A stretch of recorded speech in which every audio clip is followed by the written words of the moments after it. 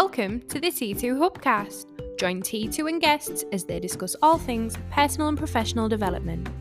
The T2 Hubcast, brought to you by the People Performance People.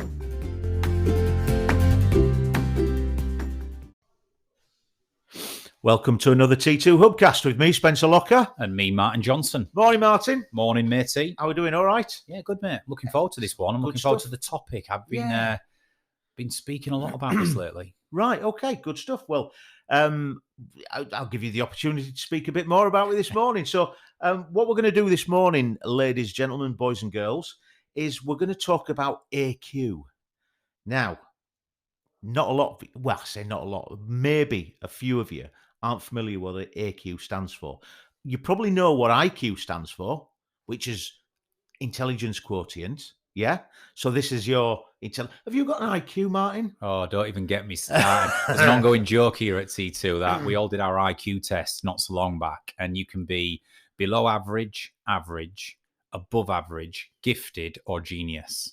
And all I'll say is, Spencer's laughing at me now, that they all hate it that I came out with the highest IQ. I think I was just in gifted. However, the point being is, when we talk about this, don't we, Spence? There's three classic measures of intelligence in human beings. Yeah. And, two classic and one emerging. Right. But there's three main types. And we all know about IQ, which is, as you rightly point out, is intelligence quotient. Yeah. And for people listening, if you don't know how that's made up, it's generally made up into sort of four buckets, which is around pattern recognition, your ability to recognize spatial awareness and judge spatial awareness, your cognitive functioning, your problem solving, it's how your brain cognitively works and works out problems and solves them and recognizes situations. So IQ has been the age-old way that we measure intelligence, or we've tried to measure intelligence. Then over the recent years, EQ was born, which is emotional intelligence, your emotional intelligence quotient. Yeah. And that is the human element of intelligence. So my self-awareness, how self-aware I am, my ability to read group and power dynamics, pick up on emotions, facial expressions, read a situation and adapt accordingly. So social sciences is very much saying that, emotional intelligence governs our way to collaborate with the world and get on with people. And then most recently, Spence, which is AQ, as you rightly point out, which is adversity quotient. Yeah. And I think this is really important probably for us to table and discuss on this podcast, because I think people probably might be thinking, well, I get IQ and EQ, but what's AQ? What does that mean? And very simply put, and I know you're going to steer us through some content here and stuff, but simply put, adversity quotient is our ability to deal with adversity in life. Yeah. Some of us are naturally more resilient than others, genetically, through our personality types and through the way we see the world, our value systems, motivators. Some of us are less capable of dealing with adversity because we are anxious, worriers, procrastinators, whatever it might be. But the reason why AQ is important is because certainly in modern day life, Spence, we are faced post-pandemic with a number of things happening in the world, mental health crisis on the rise. We can't ignore these things. We seem to be becoming less resilient as a species, and therefore adversity quotient seems to be reducing in people, not in everybody, but in people.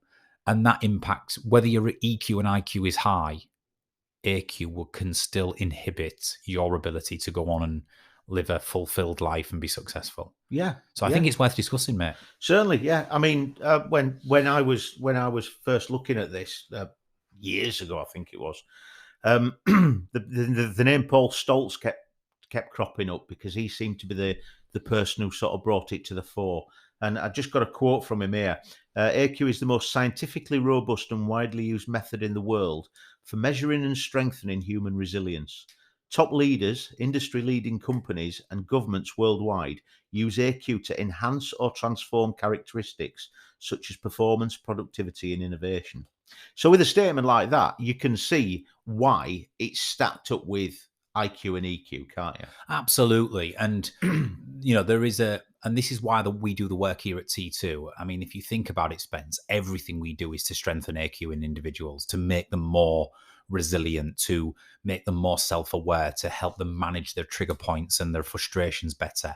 And as a result, your your ability to deal with adversity goes up, right? So we heavily focus on it. However, I'm a believer that, and there's definitely science emerging on this, but the general feeling among scientists and neuroscientists is IQ is gifted from your genetic coding, largely. Right.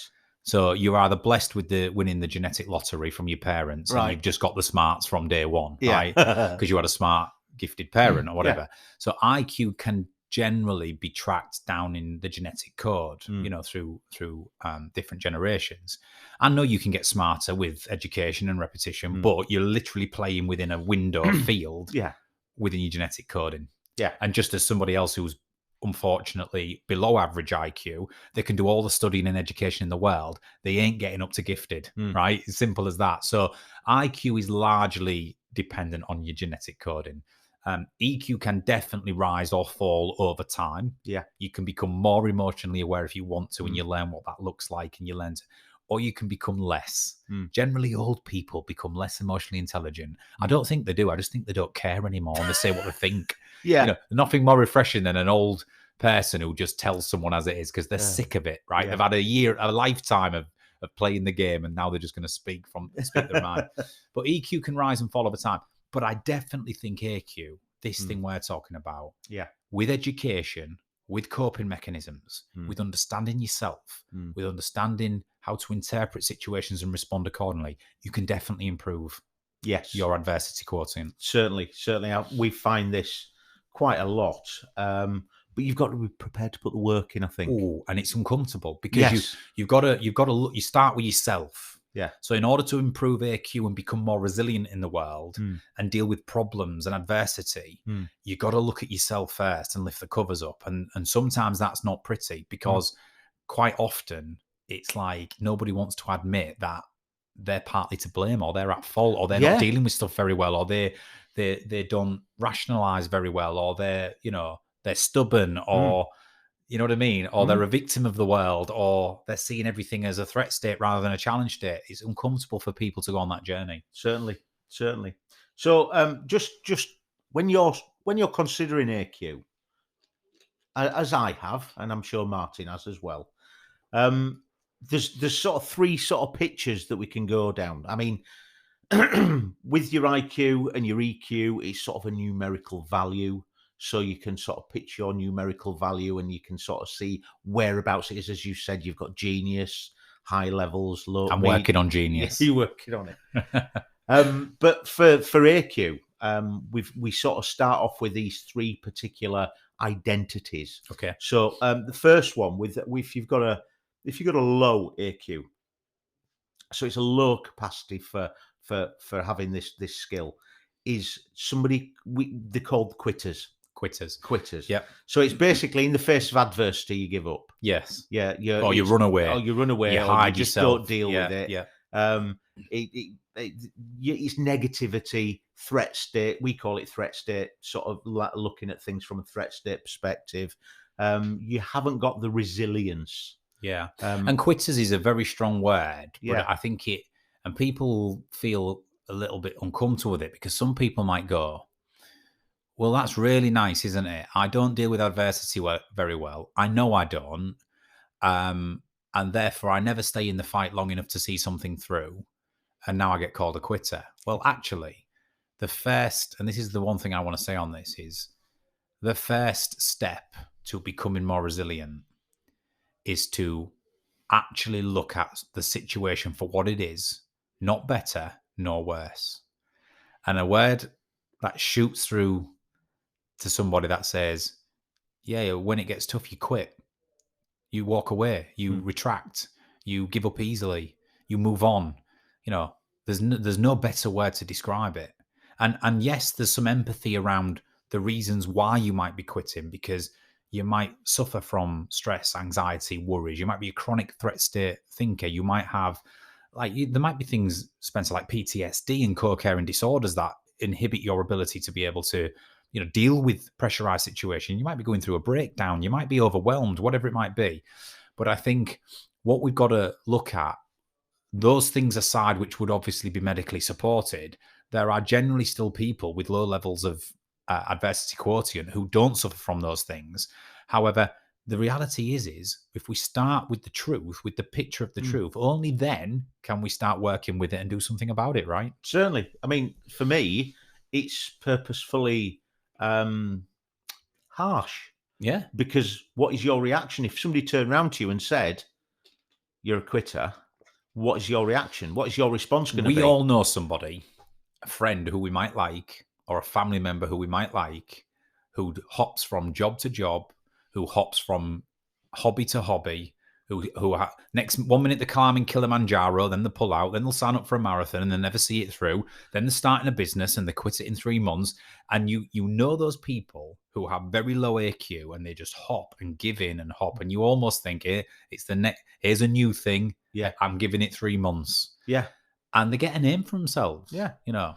But if you call somebody a quitter, how do you respond? Do you do what you said? And it's like, oh, I'm a quitter now. I'm all this, that, and the other. Or are you somebody who's going to turn around and go, I don't want to be a quitter. I don't want to be seen as a quitter. What can I do about it? Yeah. And the minute you do that, it triggers an action of going, okay, so what is causing me to quit? And then once you've got the answer to that question, you go, okay, so how do I deal with that? How do I get better at that? All of a sudden now you're motoring, because your acknowledgement and acceptance of it is step one. It thrusts you into a process of then, making decisions and taking actions, and then actions lead to changes. Changes lead you then to even in that 3-step process. And I know I'm probably going ahead of you here, and you're thinking, but even that 3-step process, your AQ has gone through the roof without even getting results, because now you're identifying things and you're in the game. Yeah, sure. You're gonna be heading towards the next one. Okay. So the next one is a moderate AQ. Okay. And they are called campers. Happy campers? Well, it depends. Willing to fight against adversity to some extent, but not necessarily persistent in all their efforts. So these are people that have got a capacity to deal with diversity a little bit more than quitters, but maybe not all the time. So unlike the quitters, the campers say, right, there's some adversity here in this situation, but before I run away or before I give up and pack up and go home, I'm going to set up camp, I'm going to hold my position, and I'm going to try and weather the storm. Yeah. That's basically the terminology, isn't it? Yeah. I'm not right now going to attack it and wade through it, but I'm going to set up camp and see if I can weather the storm. And that's it with campers, isn't it? It's like they have a level of adversity quotient because they're willing to sit in the uncomfortable zone, but they're sort of hoping it goes away. Yeah. Rather than making it go away. Yeah. And it's really interesting for you to say that, actually, because just to slightly veer off a little bit, on our T2 hub, we've got the capacity to do the test for an AQ, your adversity quotient. Yeah. And I sort of, looking at all this, I thought to myself, I'll give that a go, see what my adversity quotient is. Bearing in mind that I sort of thought to myself I'd be a camper, and I wasn't. And I was quite proud of myself, actually. Well, so that means that you're not a quitter. I'm not a quitter, and I'm not a camper. What I am is a climber. And these are people with high adversity quotients. So these are people that are real achievers, apparently. Well, do you know what? Let me ask you a question. I've been worked with you now for 4 years. Yes. Yeah. 4 years. I reckon if you did that test 2 years ago, you'd have been a camper. Yeah, I reckon so. I reckon you're right there, yeah. I reckon you would, which is not a bad thing, because it comes with certain things. But go on then, climbers. So climbers have high adversity quotient. Well, yeah. This is the thing is, I really like what we've put about this, because it's an appropriate perspective on events and responses. And I love that word appropriate, because I feel like I'm very appropriate in most things. It's not excessive. And I'm completely inappropriate most days. But yeah, it's this for me, it's all the things we talk about. It's challenge versus threat state. It's ABC technique. It's SAW technique. It's all these things where we've got this capacity to respond appropriately to the adversity. It's like when we start talking about moderate, we're talking about the campers. I sort of thought to myself, sometimes, particularly with younger people, when we work with younger people, sometimes we can get frustrated because we can see the potential in them, but they underutilize that potential. And I think that really fits in with the campers Yeah. because it can be incredibly frustrating for us climbers because we can see potential in people that they maybe can't see in themselves. Yeah. Whereas sure. with the climbers, it is that potential, it's that rationalization, if you like, of the adversity. What can I do about it? What do I need to achieve? How am I going to achieve it? I like the visualization of the three brackets: the quitters, the campers, and the climbers, because just as the campers sit in adversity and set up camp and hope it blows over, the climbers generally, I have this visualization, Spence, of, and I think I would be a climber. I haven't done the test actually. I'll do it. Yeah. But I think I'd be a climber because in adversity and when things are going wrong and when there's challenges and when you're met with challenge, I see it's like, right, I'm going to put my gear on and I'm going to spring into action and I'm going to deal with it. I'm Yeah. going to climb through it. I'm going to get up above and beyond it. And that's the only way I know. If I was a camper, I'd generate more frustration, worry, and anxiety. I couldn't sit around doing nothing. I couldn't know that I'm in a shitstorm and not taking charge or leading us through it or taking some action. Yeah. I always have this saying, don't I? If you're not, growing, you're dying. And if you're not moving forward, you're going backwards. It's like being on a treadmill. Yeah. As Sir Dave Brailsford described, right? Yeah. But the point being is, it's my only way I know. If you know you're a climber, if it's the only way you know, it's not even a conscious decision. Yeah. I think climbing is not a confidence. It's not like you sit down and go, I really don't want to do it, but I'm going to do it. Sometimes that's the case, but I think genuine climbers just spring into action in adversity, and that's when you know you've got high AQ. Yeah. When we start looking at because when you do this test, it's measured against 4 separate dimensions, if you like. So when you were talking about the intelligent quotient, you were talking about like cognitive, this, that, and the other. So when you're doing with the IQ, with the AQ, we've got 4 different sort of dimensions. So we've got control, ownership, reach, and endurance. Yeah. When you actually look at those 4, that's sort of part of your unconscious motivators, aren't they? It is, yeah. Really. It is. And this is the thing, like when we look at those 3 brackets, I would say for people listening to this, don't be deterred. But if you're a natural climber driven by certain motivations and personality styles, etc., then great. You will have a high AQ and it will serve you well. But if you sat here and you're thinking, I'm more of a camper, this is what I want to say on that. And this is the work we do. Like I said, Spencer, 2 years ago, you'd have been a camper. And every now and then you'd have climbed where you felt the risk was low and you could do it. Yeah. And I think that's what campers need to understand. They're capable of stepping into being a climber when the risk assessment's been done, when the storm has calmed and I'm ready, I'll climb through it. Yeah. But there's no it's not a bad thing to set up camp and just in the middle of adversity, and as long as you're not running away and backing off and as long as you're not quitting, it actually can serve some people are not destined to naturally and spontaneously climb through adversity. If you don't carry the right ingredients and DNA, that's not good for you. If you're a camper, there's a real benefit in going, as long as I don't stay there too long, the initial response of being a camper is good for me in adversity. Do you know what I mean? And then I'll climb when I'm ready. And I think if you're a quitter, or if you're somebody who's just not dealing with adversity very well, don't try and become a climber straight away. Yeah. I don't think you can skip getting to the middle ground first and go in. I just need to become comfortable in acknowledging adversity and staying in there for a little bit. Yeah. Putting myself in that uncomfortable zone. Step by step. Yeah. So again, one of these things, and it's one of the things I love what we do here at T2, is that we don't just sort of identify things. We give sort of tangible tips and sort of things that we can use to either enhance something or overcome something or address something. And when we start thinking about this adversity quotient, I suppose, when we're considering the quitters and possibly even the campers, when it's inappropriate, we've got this the sequence that we call lead. Okay. Have you heard of that one? I have. You have. But talk us through it. Okay. Because it's similar to some of the other things that we do. Obviously, it's specifically focused on the AQ thing, but we use the lead sequence. L, lead. Listen to your response to adversity. So it's basically being authentically you, isn't it? It's recognizing that because a lot of it is unconscious. So we've got to recognize what that unconscious is, and maybe if we can identify it, we can challenge it.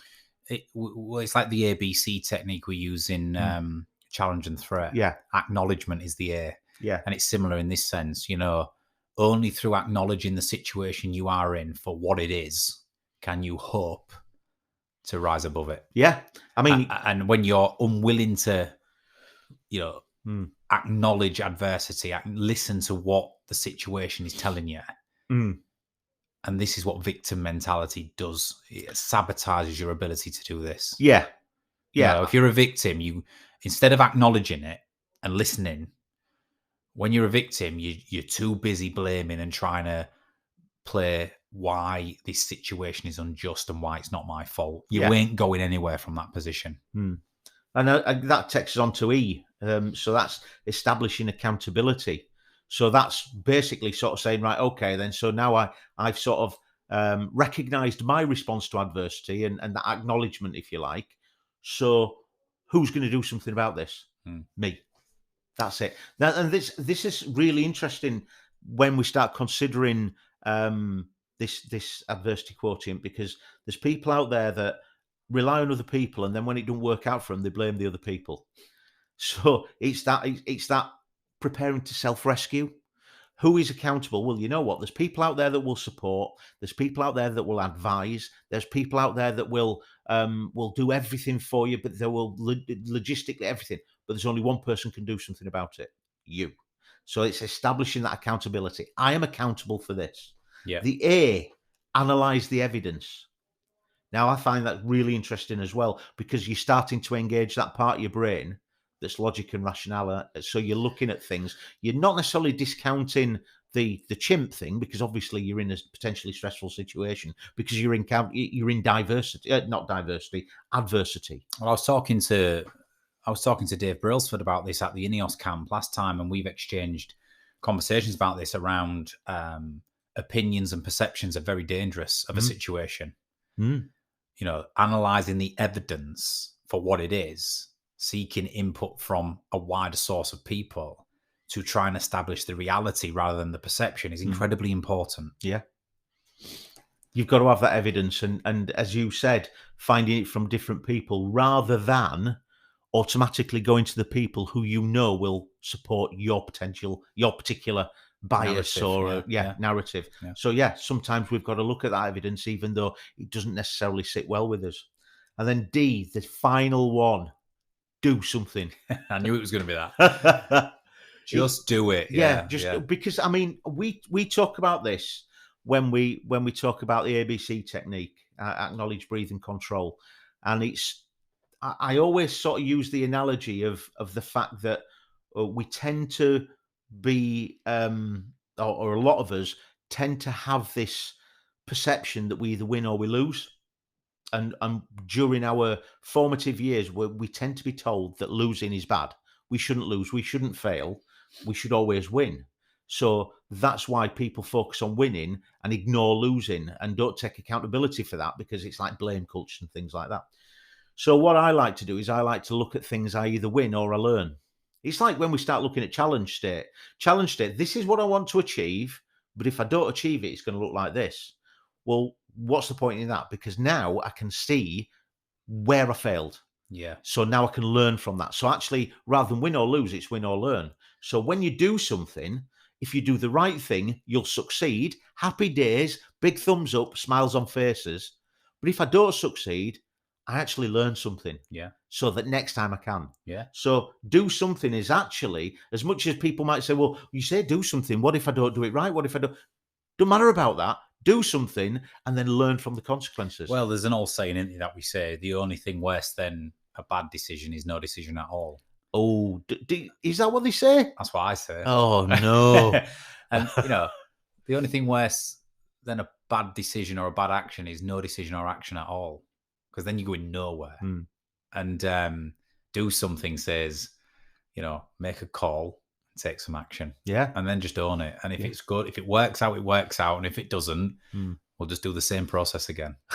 I know we're making it sound very simple, but it really could be that simple. But I think this is things. Simplicity. What's that? Simplicity beats complexity every day of the week. Yeah, absolutely. And this is the thing: is we could. I think that's one of the reasons why our podcast is so popular with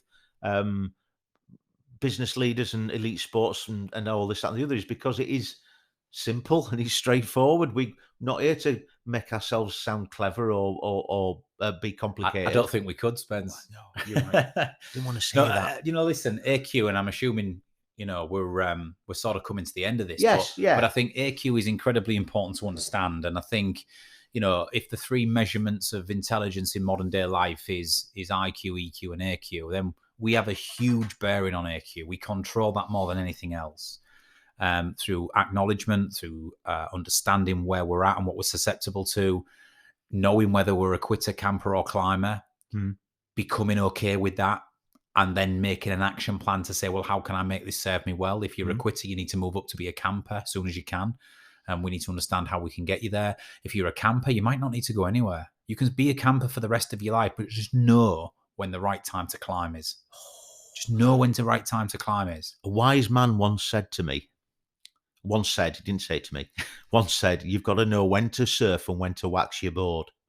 And I think that fits into that. Yeah, it does. Yeah. You can't become something you're not. You can't ever instinctively become a climber if you're not wired in that way.